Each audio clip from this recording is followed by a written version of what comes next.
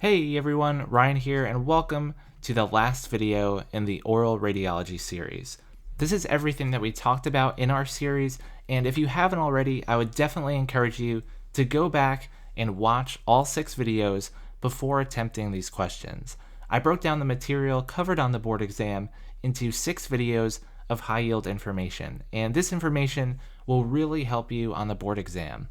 I compiled 15 questions for us to go through together, and these will be very similar to what you see on test day. So keep track of how you do, keep track of how many questions you get correct, and let me know in the comments once we're all done. Alright, with that, let's get started. So question number 1, increased radiographic density is caused by which of the following? Go ahead, pause the video, work through this question, and then we'll go over it together.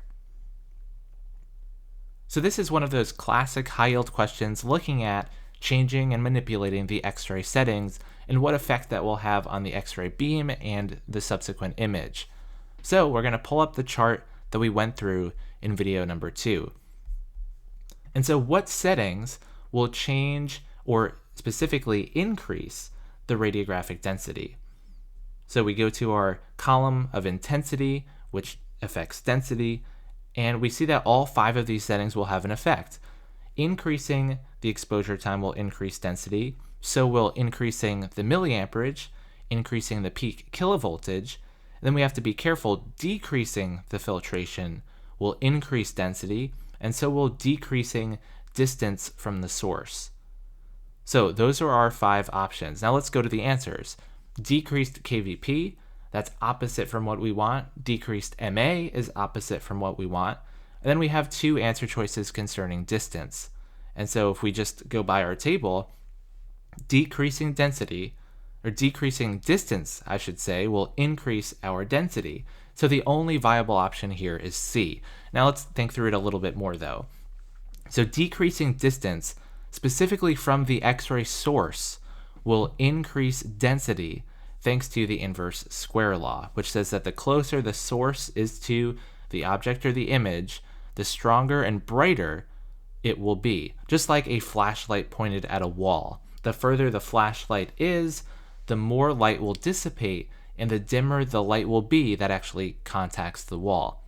So, target object distance is just another way to say source to object distance, and decreasing that will increase the radiographic density because the source is closer to the object and, by extension, where the image will be produced. So the answer to this question is C. Question number 2. If an unwrapped X-ray film is exposed to ambient light for a second and then processed, it what? So go ahead, pause the video, think through the question, and then we'll go over it together. Okay, so remember from our 4th video, the original film packet starts out as a blank canvas, and if you scanned an empty canvas, it would just look clear or white. And it's only when photons reach the film does it become painted with different shades of gray. Now the reason the film doesn't become completely black is because your soft and hard tissues absorb or attenuate some of those X-rays. But if you were just to expose the film to X-rays with nothing in the way, or expose the film to visible light without any wrapping to protect it, all of those silver bromide particles will become ionized. So ambient visible light will immediately expose all the silver bromide crystals, and the film will be completely black after processing. So the answer to this question is C. Question number 3. In radiography, maximum resolution and minimum magnification are achieved by which of the following? So go ahead, pause the video, and then we'll go through this together. Okay, so maximum resolution means the clearest image possible. Minimum magnification means that the image is as close to the actual size of the object as possible. So think back to our flashlight example, where we're pointing a flashlight at a wall with an object like a pencil held between the flashlight and the wall in order to make a shadow. And the farther the flashlight is from the object, the sharper the shadow will be. but also the shadow will be a little bit lighter because of that inverse square law. Now, the closer the object is to the wall, the less magnified the shadow will be. So another way to say this is that the larger the source to object distance is, let's say you have an elongated position indicating device that automatically arranges the beam further away from the patient and their teeth, you'll get a sharper image. And the smaller the object to image distance is, which means the detector is as close to the teeth as possible, you'll also get a sharper image and less magnification. So the ideal arrangement of the geometry for an X-ray beam is to have the maximum source to object distance and minimum object to image distance. So the answer to this question is C. Question number 4. Which dental tissue is most likely to interact with X-rays via photoelectric absorption? Go ahead, pause the video, and then we'll go through this together. So photoelectric absorption is one of those 3 principal forms of X-ray interactions with matter that we talked about in our 3rd video. An incident photon comes in, it strikes an inner shell electron, they become an ion pair, and the photon in the process gets completely absorbed. And if the photon's absorbed, it won't reach the receptor.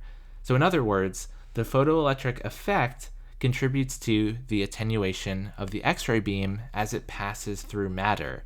So the denser the tissue is, the more photons will be absorbed instead of scattered. It gets a little bit more complex if we're looking at things like atomic number, energy of the X-ray beam, but for this question it really just comes down to which of these is the densest tissue and will absorb most of the photons. In this case, of the answer choices, enamel is the densest tissue, and so the answer is A. Question number 5.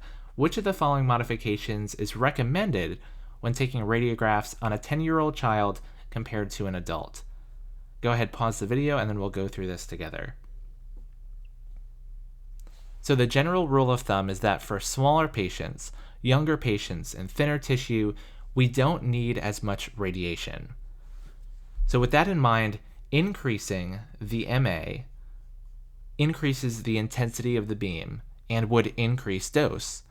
Increasing the KVP increases both energy and intensity of the beam, so again would increase the dose.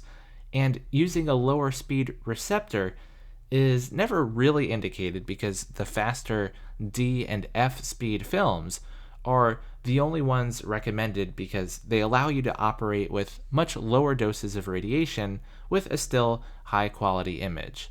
So a lower speed receptor, it's not necessary to get an incredibly high quality image at the expense of increasing that dose dramatically.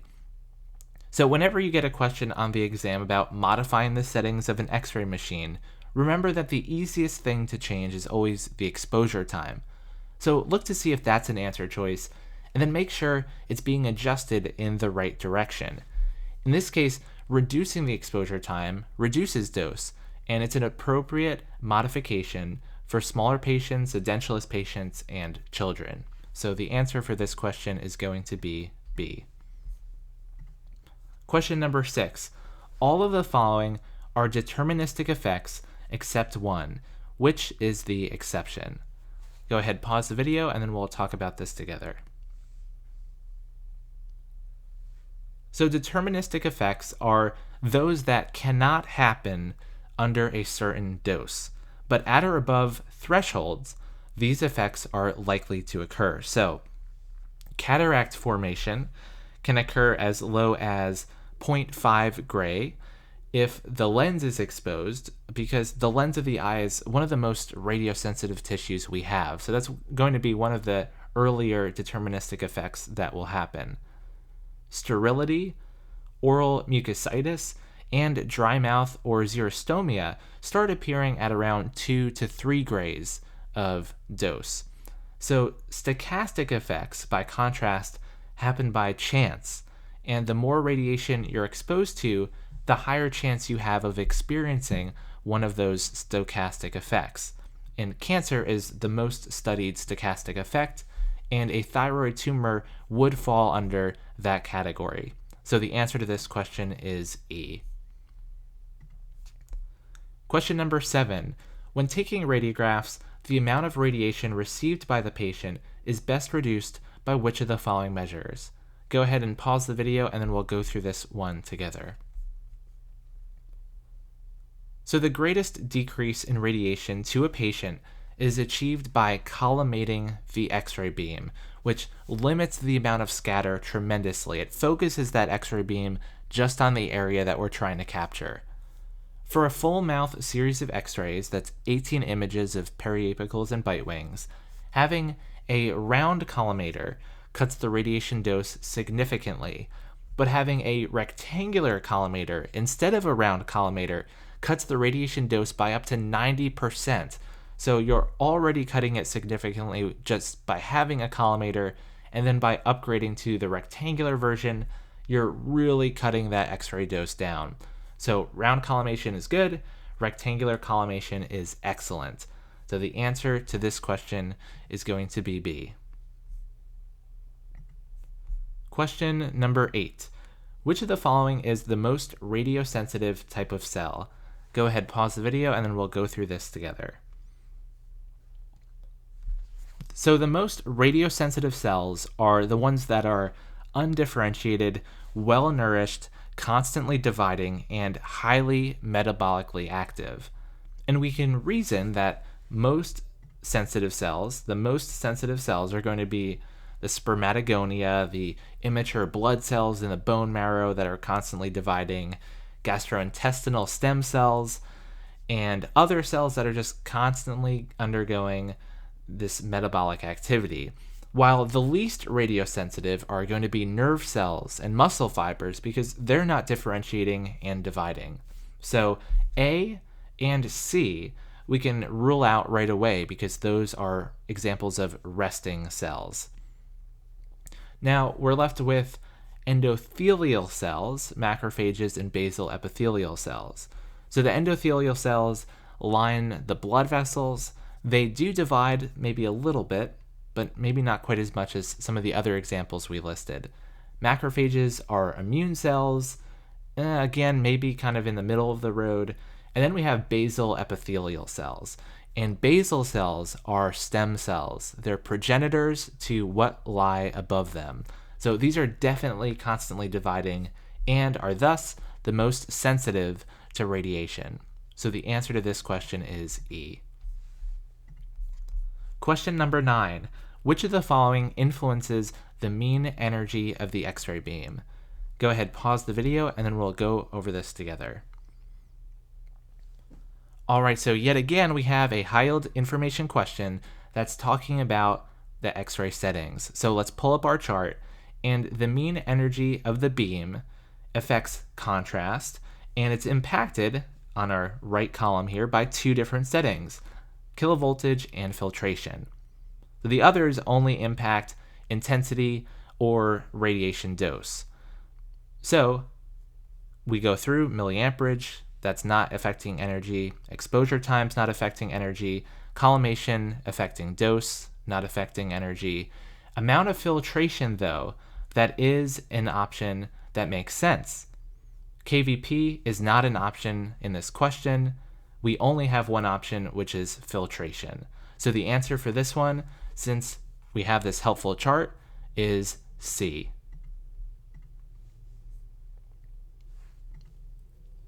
Question number 10.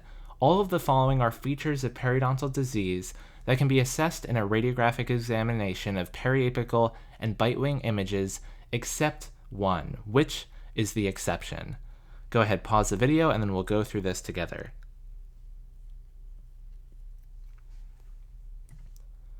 Okay, so crown to root ratio is the ratio of anatomic crown height, the amount of tooth above bone, to anatomic root, the amount of tooth in bone. With a well-positioned periapical that captures the entire root, you can see this no problem. So we can rule out that choice as a possible correct answer. For bone loss in the furcation area, yes, you can see this manifest as a radiolucency in the furcation area between two or more roots, and the rest of the bone level would come down to meet this level. So that is also incorrect. Then for alveolar crest height, or bone level, is something that we evaluate all the time. It's one of the main indications for taking routine radiographs, especially bite wing images. So we can rule that one out as well. Now, why is C the correct answer? Well, periapical and bite wing radiographs are 2D images of 3D objects. So the amount of walls of a periodontal defect is an unrealistic detail to be able to discern. If we had a three-dimensional cone beam image, that would be a different story, but this is not something that we can tell from a flat two-dimensional image. So the answer to this question is C. Question number 11. What is the function of the anode in an X-ray tube? So go ahead, pause the video, and then we'll go through this one together. So for the anatomy of an X-ray tube, we really have as the main components the cathode and the anode. So the tungsten filament, which is the cathode, is heated up and electrons are generated and shoot off by a process called thermionic emission. So the filament is responsible for releasing electrons, but the question is asking about the anode. So we have a tungsten target, which is the anode, that converts those electrons into X-ray photons by either Bremsstrahlung or characteristic production. So the answer to this question is A. Question number 12. Cone cutting results from which of the following operator errors? Go ahead, pause the video, and then we'll go through this together. So cone cutting happens when the X-ray tube is misaligned with the film packet or the digital receptor. And this is why it's common to use a film holding device and then lining that up with the position indicating device so that you know that the X-ray beam is pointing at the right spot. If it's not, you'll only capture some of the image and then the rest will just be blank white where that collimated X-ray beam just never got to the film receptor. So the answer to this question is the one that talks about the X-ray machine being in the wrong location. So if the X-ray machine is being improperly aimed, this is the kind of cone cut that you'll get. This is an operator error that can be easily avoided with proper aiming of the X-ray tube head. So the answer to this question is D.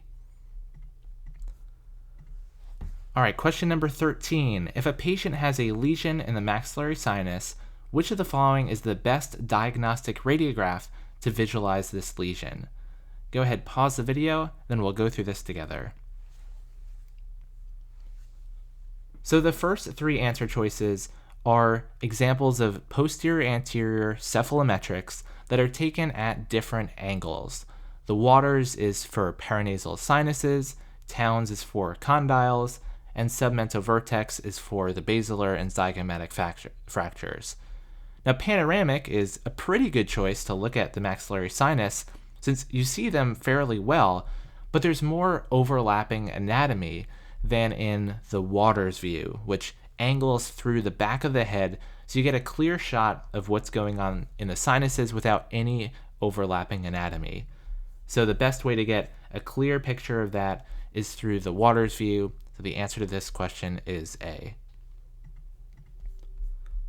So the first day of the board exam, you'll get 400 questions with oral radiology questions just like the ones we talked about spread throughout the exam. On the second day, you'll return for 100 more questions that are case-based. So they'll give you information on a patient with some photos and x-rays, and otherwise the questions are very similar. But question 14 and 15 will be examples of questions pertaining to the same patient. So question number 14 is rather long. Let's read through it. An 18-year-old male comes to your clinic for a routine cleaning and examination, including a full mouth series. You are unsure of the location of an impacted lower right canine shown here. A second view of the same region, made with the X-ray machine oriented more from the mesial, reveals that the canine has moved distally with respect to the adjacent teeth? What is the location of the impacted canine? Go ahead, pause the video, and then we'll go through this together. Alright, so it's time for the slob rule, and the wording of the question is really important here. It says that the X-ray machine is oriented more from the mesial. So it's not pointing more mesially, but the entire tube head is firing the X-ray beam from a more mesial position. And the canine has appeared to move distally in the opposite direction of the tube head. So same lingual, opposite buccal.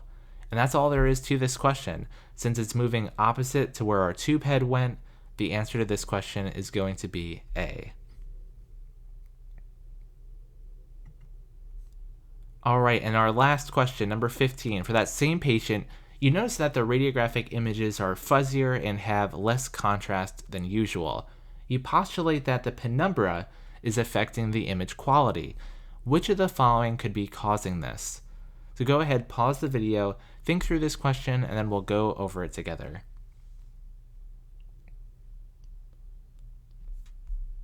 So let's look at the answer choices first. Movement of either the X-ray machine or the receptor could certainly result in blurriness of the image. But this wouldn't really impact the contrast as well. And the penumbra is the side shadow that surrounds the main shadow or umbra. And so this isn't really talking, the penumbra doesn't really have to do with movement of either the tube or the film packet. So we can rule those ones out to start with. Now, some of these terms may sound a little bit unfamiliar at first, but we can convert them to what we've used before. So the film is where the image is produced. So this is just talking about the object to image distance. So we'll convert that to OID, and then same thing here. Film is image. Target, like we saw way at the beginning of this video, is another word for source. So this one becomes that entire source to image distance. And then we have a focal spot size, which is the actual size, diameter of the X-ray beam.